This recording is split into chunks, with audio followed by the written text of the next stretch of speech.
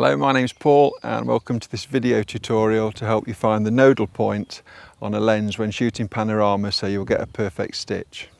So first let's have a look at the equipment we're using.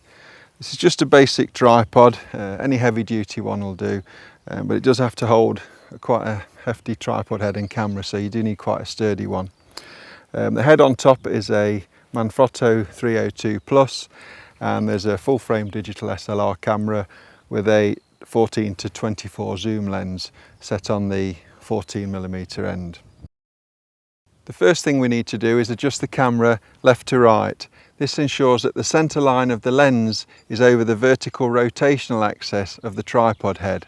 This can be done by eyesight. So all you need to do is swing it round to the side, and then by adjusting these screws on the side of the tripod head, you'll move the camera left and right, and once it's over the tripod head, that's finished. Eyesight's good enough. The next thing we need to do is find the nodal point of the lens, and to do that we need a couple of lighting stands. If you set a couple of lighting stands up, one 2 meters from the camera and one 4 meters from the camera, just slightly out of line, as you look through the viewfinder and spin the camera, you'll see that the lighting stands appear to move. This is called parallax error, and we need to eliminate that.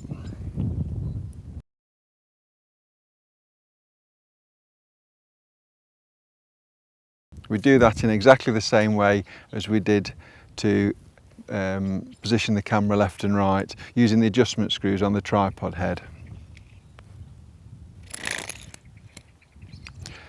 So first of all, we'll look through the viewfinder and you'll see that we get a little bit of movement between the two. If I make a coarse movement on the tripod head,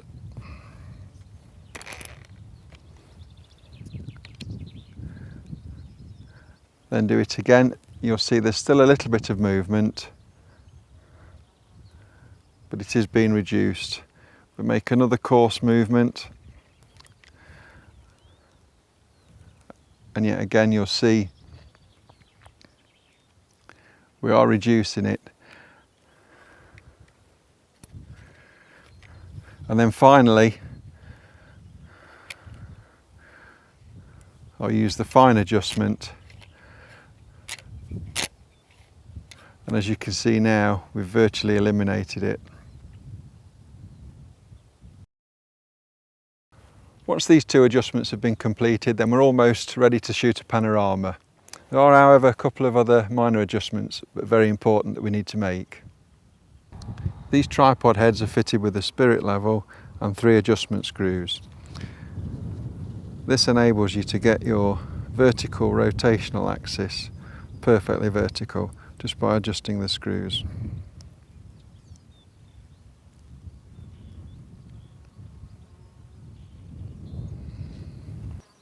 This tripod does rotate smoothly, however it does have the facility to insert this threaded bolt into one of these holes that will give you a predetermined number of degrees. So 8 will give you 45 degrees, which is more than enough for computer software to stitch together.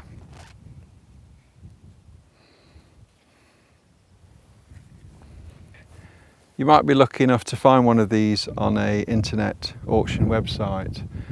This one, when I bought it, had no L bracket, so I had to make that myself.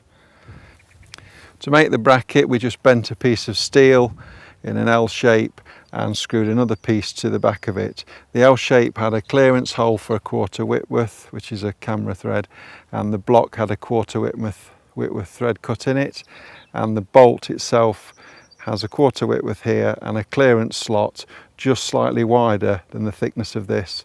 So when you screw that in there, once the back of the thread clears this block, it'll just rotate. You can screw your camera on there, but it won't drop out, so you won't have to worry about losing it. One final tip: shoot everything on manual. On a bright sunny day like today, 100 ISO, 60th of a second, f16 will give you a perfect exposure for all 360 degrees, apart from if you've got the sun in the picture. The lens is set on 14mm manual focus and I guess the hyperfocal distance. That will give you more than enough depth of field.